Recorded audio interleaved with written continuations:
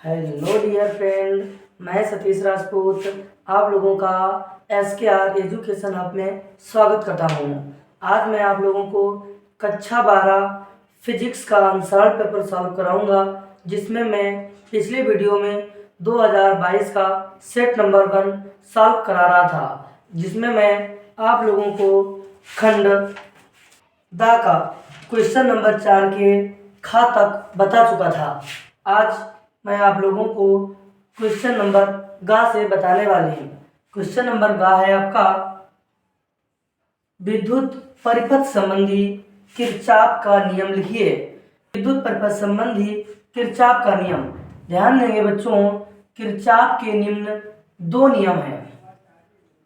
Kirchhoff के निम्न दो नियम हैं। एक नियम है आपका संधि का नियम और दूसरा नियम है बंद पास का नियम। संधि का नियम और दूसरा है बंद पास का नियम, अर्थात पास का नियम। तो क्या होते हैं ये नियम? पहला नियम देखते हैं, किरचॉफ का प्रथम नियम। किरचॉफ का प्रथम नियम। प्रथम नियम में किरचॉफ ने बताया कि किसी संधि पर मिलने वाली समस्त धाराओं का बीजगणितीय योग शून्य होता है, अर्थात संधि पर आने वाली धाराओं का योग तथा संधि से जाने वाली धाराओं का योग बराबर होता है। संधि पर मिलने वाली समस्त धाराओं का बीजगणितीय योग शून्य होता है, अर्थात समेशन I बराबर 0। संधि पर आने वाली धाराएं, अगर इसको I1 मान लें, I2 मान लें, I3, I4 और I5, तो संधि पर धाराएं I1, I2 और I3 आ रही हैं तथा संधि से I4 और I5 जा रही हैं। तो यहाँ क्या होगा, I1 plus I2 plus I3, ये धाराएं जा रही हैं, तो इन्हें लिखेंगे I4 माइनस I5 बराबर 0। ये माइनस की हैं, उधर जाएंगी प्लस की हो जाएंगी, तो I1 plus I2 plus I3 बराबर I4 प्लस I5। ये किरचॉफ का प्रथम नियम है। संधि पर आने वाली समस्त धाराओं का बीजगणितीय योग संधि से जाने वाली समस्त धाराओं के बीजगणितीय योग के बराबर होती है। चलिए, किरचॉफ का द्वितीय नियम। द्वितीय नियम, इस नियम को हम पास का नियम भी कहते हैं। पास का नियम, इस नियम के अनुसार किसी बंद पास के किसी खंड में बहने वाली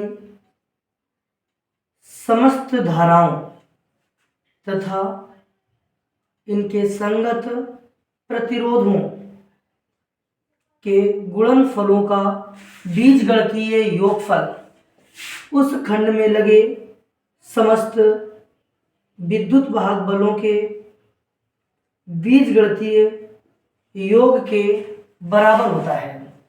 इसे किरचॉफ का द्वितीय नियम कहते हैं।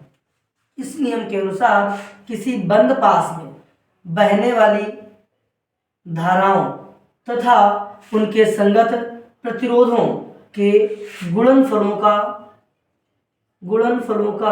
बीजगणितीय योगफल उस बंद पास में लगे समस्त विद्युत वाहक बलों के बीजगणितीय योग के बराबर होता है।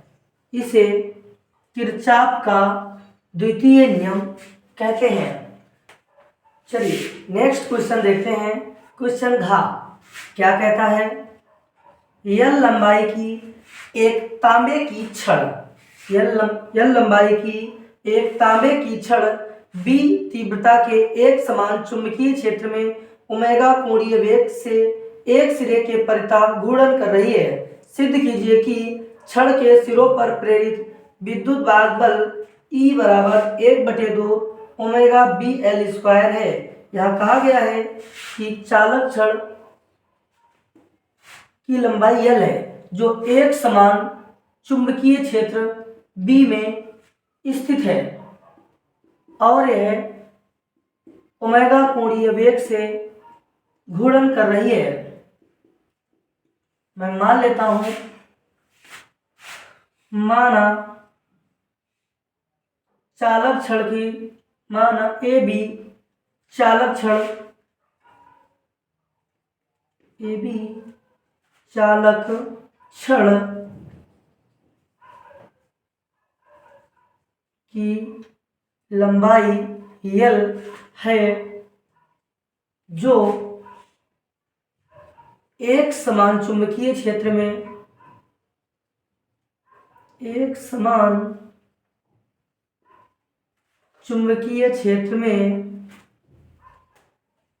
ओमेगा कोणीय वेग से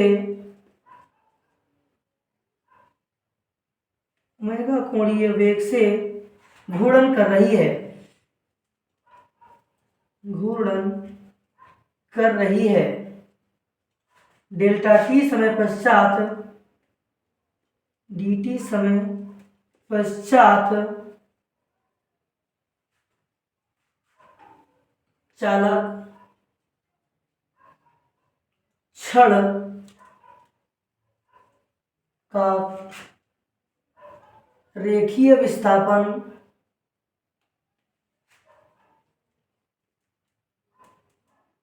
ds तथा कोणीय विस्थापन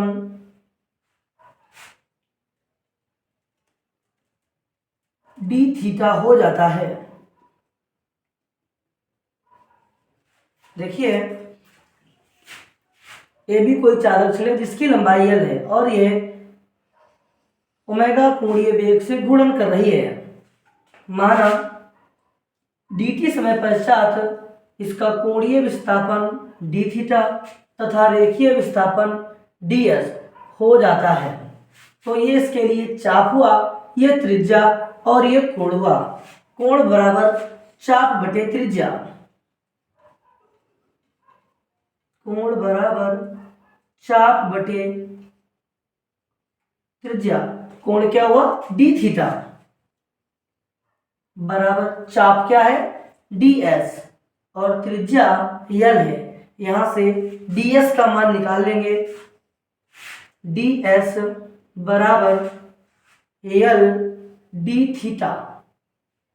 इसे समीकरण नंबर 1 मान लेंगे।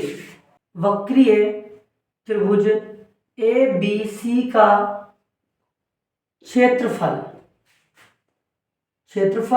DA बराबर 1/2 आधार L इंटू लंबाई इसकी ds हो जाएगी और ds का मान हम लोग निकाल चुके हैं।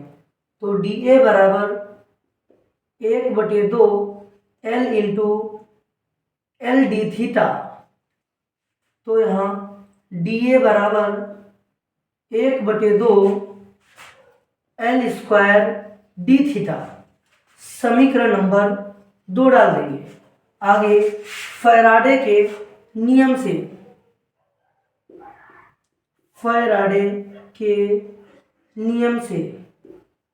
फैराडे का नियम क्या होता है? किसी कुंडली में फ्लक्स परिवर्तन की दर को कुंडली में उत्पन्न विद्युत वाहक बल कहते हैं। तो E बराबर d फाई बटे dt। फाई बराबर BA होता है। तो E बराबर d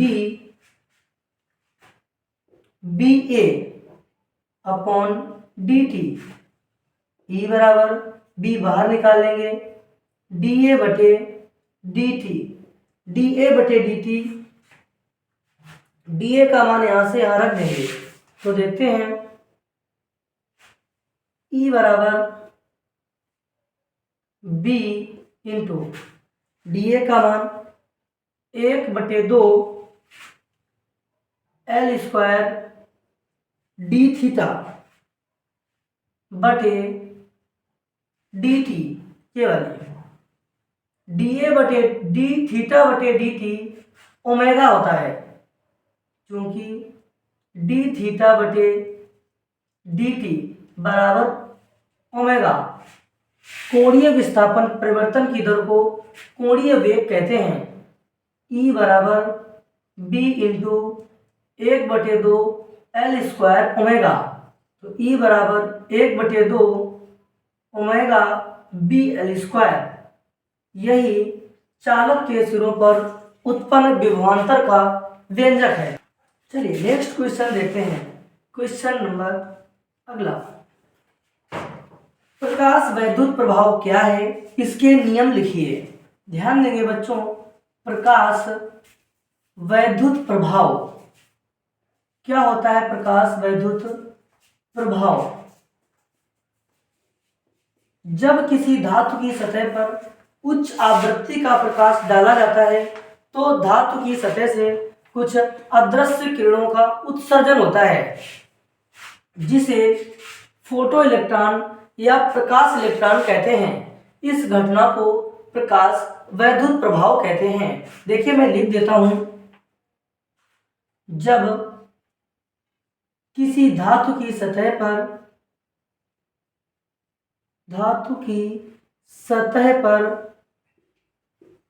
उच्च आवृत्ति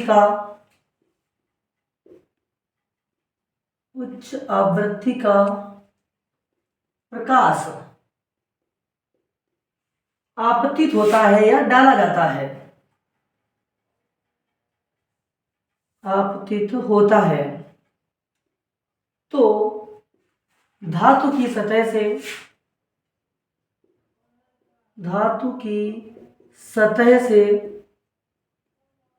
इलेक्ट्रॉनों का उत्सर्जन होने लगता है। धातु की सतह से इलेक्ट्रॉनों का उत्सर्जन होने लगता है।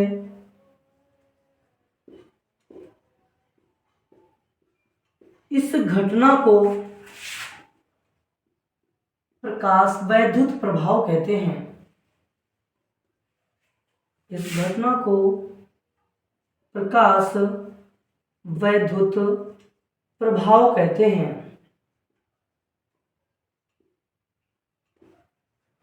ध्यान देंगे बच्चों,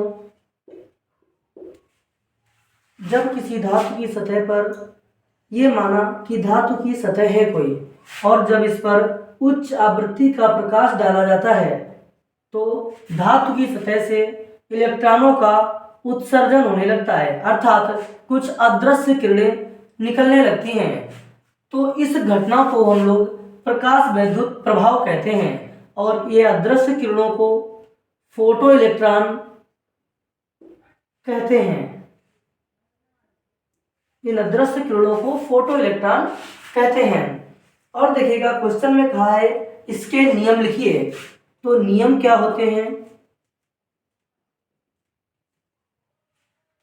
जब किसी धातु की सतह पर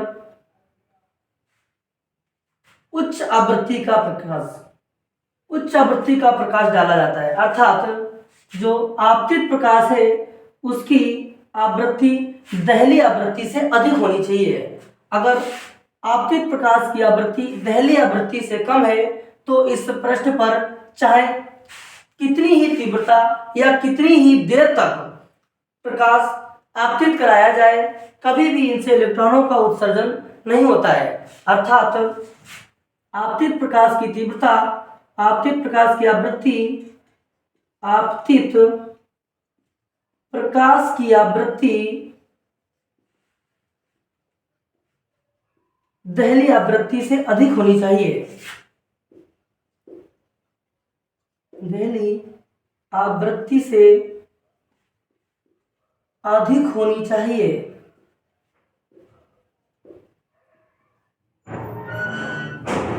नंबर 2 में लिखते हैं, उत्सर्जित इलेक्ट्रॉनों द्वारा प्रकाश वैद्युत धारा उत्पन्न होती है। तो यहाँ हम लोग लिखेंगे प्रकाश वैद्युत धारा, प्रकाश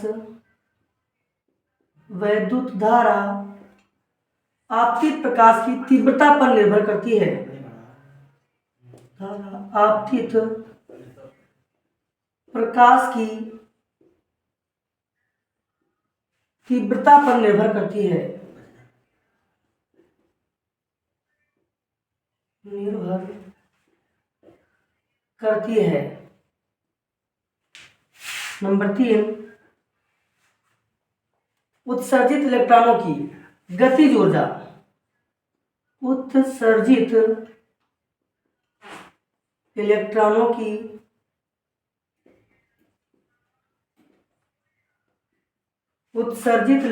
की गतिज ऊर्जा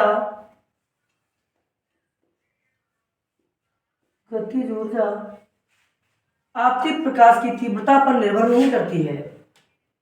आपतित प्रकाश की तीव्रता पर निर्भर नहीं करती है।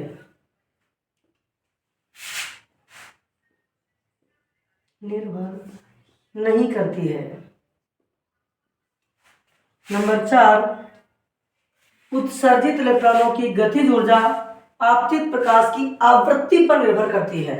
ये आप लोग लिख लेंगे, आवृत्ति पर निर्भर करती है। आवृत्ति पर निर्भर करती है। क्या निर्भर करती है? उत्सर्जित इलेक्ट्रॉनों की गतिज ऊर्जा। अगला नंबर आप लोग लिखेंगे, जैसे ही किसी धातु पर प्रकाश आपतित होता है, बिल्कुल उसी समय इस धातु की सतह से इलेक्ट्रॉनों का उत्सर्जन होने लगता है। अर्थात किसी धातु पर प्रकाश के पड़ने तथा धातु से इलेक्ट्रॉनों के उत्सर्जन होने के बीच कोई समय पश्चता नहीं होती है। ऐसा नहीं होता है कि धातु के पृष्ठ पर कोई प्रकाश की किरण अभी आपतित करा दी जाए और इनसे इलेक्ट्रॉनों का उत्सर्जन 2 घंटे बाद हो। ऐसा नहीं होता है। जैसे ही प्रकाश की किरणें धातु पर आपतित होती है, बिल्कुल उसी समय धातु के सतह से इलेक्ट्रॉनों का उत्सर्जन होने लगता है। यही आपका प्रकाश वैद्युत प्रभाव तथा इसके नियम कहलाते हैं। नेक्स्ट क्वेश्चन नंबर 5 का ट्रांसफार्मर क्या है, इसकी संरचना के बारे में लिखिए। तो देखिए बच्चों, ट्रांसफार्मर क्या होता है? ट्रांसफार्मर अन्योन्य प्रेरण के सिद्धांत पर कार्य करने वाला वह यंत्र होता है जिसकी सहायता से प्रत्यावर्ती वोल्टेज को कम, घटाया या बढ़ाया जाता है। उसे हम लोग ट्रांसफार्मर कहते हैं। यह किस सिद्धांत पर कार्य करता है? अन्योन्य प्रेरण सिद्धांत पर। अन्योन्य प्रेरण के सिद्धांत पर कार्य करने वाला वह यंत्र जिसकी सहायता से प्रत्यावर्ती वोल्टेज को घटाया या बढ़ाया जाता है, उसे ट्रांसफार्मर कहते हैं। यह 2 प्रकार का होता है। एक उच्चाई ट्रांसफार्मर होता है और दूसरा अपचाई ट्रांसफार्मर होता है। अपचाई, उच्चाई ट्रांसफार्मर जो प्रत्यावर्ती वोल्टेज को बढ़ाने का काम करता है, उच्चाई ट्रांसफार्मर कहलाता है। अपचाई ट्रांसफार्मर जो प्रत्यावर्ती वोल्टेज को घटाने का कार्य करता है, अपचाई ट्रांसफार्मर कहलाता है। उच्चाई ट्रांसफार्मर बिजली घरों में प्रयुक्त किया जाता है, बिजली घरों में। और अपचाई ट्रांसफार्मर गांव या शहर के बाहर रखा होता है। गांव के बाहर, यह गांव के बाहर रखा ट्रांसफार्मर अपचाई ट्रांसफार्मर कहलाता है। ट्रांसफार्मर की संरचना के बारे में बात करें तो संरचना क्या होती है? इसमें कच्चे लोहे की कई पत्तियों को मिलाकर एक पटलित रोड बनाई जाती है। इसमें कच्चे लोहे की कई पत्तियों को मिलाकर एक पटलित रोड बनाई जाती है जिस पर 2 कुंडलियां लिपटी होती हैं। एक को प्राथमिक कुंडली तथा दूसरे को द्वितीयक कुंडली कहते हैं। ध्यान देंगे, उच्चाई ट्रांसफार्मर में क्या होता है? उच्चाई ट्रांसफार्मर में यह प्राथमिक कुंडली होगी और दूसरी वाली द्वितीयक कहलाएगी। द्वितीयक कुंडली। ऊंचाई ट्रांसफार्मर में प्राथमिक कुंडली में मोटे तार के कम फेरे तथा द्वितीय कुंडली में पतले तार के अधिक फेरे होते हैं। अपचाई ट्रांसफार्मर में प्राथमिक कुंडली में पतले तार के अधिक फेरे तथा द्वितीय कुंडली में मोटे तार के कम फेरे होते हैं। यही आपकी ट्रांसफार्मर की संरचना कहलाती है। चलिए नेक्स्ट क्वेश्चन देखिएगा। क्वेश्चन नंबर 5 का खा 2 × 10⁻⁻10 मीटर त्रिज्या के वृत्ताकार मार्ग पर एक इलेक्ट्रॉन 3 × 10⁻6 मीटर प्रति सेकेंड की एक समान चाल से चक्कर लगा रहा है। वृत्ताकार मार्ग के केंद्र पर उत्पन्न चुंबकीय क्षेत्र की गणना कीजिए। यहाँ दिया गया है एक वृत्ताकार मार्ग है जिसकी त्रिज्या r बराबर 2 × 10⁻⁻10 मीटर के मार्ग पर एक इलेक्ट्रॉन गति कर रहा है और इलेक्ट्रॉन का वेग है 3 × 10⁻6 मीटर प्रति सेकेंड। एक समान चाल से चक्कर लगा रहा है। वृत्ताकार मार्ग के केंद्र पर उत्पन्न चुंबकीय क्षेत्र की गणना कीजिए। वृत्ताकार के केंद्र पर, तो ध्यान देंगे वृत्ताकार के केंद्र पर उत्पन्न चुंबकीय क्षेत्र की तीव्रता, चुंबकीय क्षेत्र की तीव्रता, ध्यान देंगे बच्चों, केंद्र पर उत्पन्न चुंबकीय क्षेत्र की तीव्रता B बराबर μ0I/2r। तो यहाँ हम लोग I का मान नहीं दिया गया है, इसे समीकरण 1 मान लेंगे और I का मान निकाल लेंगे। I बराबर एकांक समय में प्रवाहित आवेश को उस बिंदु पर प्रवाहित धारा कहते हैं, अर्थात I बराबर Q/T। Q बराबर Ne होता है, I बराबर Ne/T। अगर एकांक समय की बात करें अर्थात T बराबर 1 सेकेंड पर, तो I बराबर Ne आ जाता है और N होता है, N बराबर क्या होता है, किसी बिंदु से इलेक्ट्रॉन कितने चक्कर लगा रहा है 1 सेकेंड में, अर्थात N बराबर V/2πr। तो यहाँ N की जगह लगा देंगे VE/2πr। I का मान समीकरण 1 में रख देंगे। तो यहाँ लिखेंगे I का मान समीकरण 1 में रखने पर, जब I का मान समीकरण 1 में रखेंगे तो B बराबर μ0/2r इंटू I का मान क्या है VE/2πr, VE/2πr। तो B बराबर μ0/2 और 2 4 पाई इंटू VE/r²। B बराबर μ0/4 का मान 10⁻⁻7 इंटू V का मान 3 × 10⁻6 इंटू E का मान 1.6 × 10⁻−19 बटे में क्या बचा है बच्चों r²। r का मान क्या है 2 × 10⁻−10 का होल स्क्वायर। तो B बराबर हमें क्या प्राप्त हुआ 10⁻⁻7 और +6, तो बचेगी -1 और -19 -20 हो जाएगी, 16 क्या है 48, अर्थात 4.8 × 10⁻−20 बटे में यहाँ क्या बचेगा 2 का वर्ग 4 होगा और 10⁻−20 होगा। 10⁻−20 से 10⁻−20 कैंसिल हो जाएगा, तो B बराबर आ जाएगा 4 एकम 4 और 4 दूनी 8 वेबर प्रति मीटर स्क्वायर। यही आपका आंसर हो जाएगा। तो ठीक है बच्चों, आज के लिए इतना ही काफ़ी। मिलते हैं फिर एक नए वीडियो के साथ। अगले क्वेश्चन को हम अगले वीडियो में बताएंगे। अगर यह वीडियो आपको अच्छा लगा हो तो वीडियो को लाइक करिएगा। चैनल पे अगर नए हैं तो चैनल को सब्सक्राइब करिएगा। थैंक यू दोस्तों।